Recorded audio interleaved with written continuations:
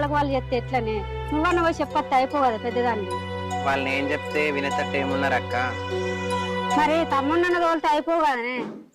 తమ్ముడు నేను ఇద్దరం చెప్పొచ్చినాం అక్క, సరే అన్నారు. మళ్ళీ ఏమైందో ఏమో, వాళ్ళే పోయి కుండలు తెచ్చుకుంటారు నిన్న. ఆహా అట్లా అయిందా?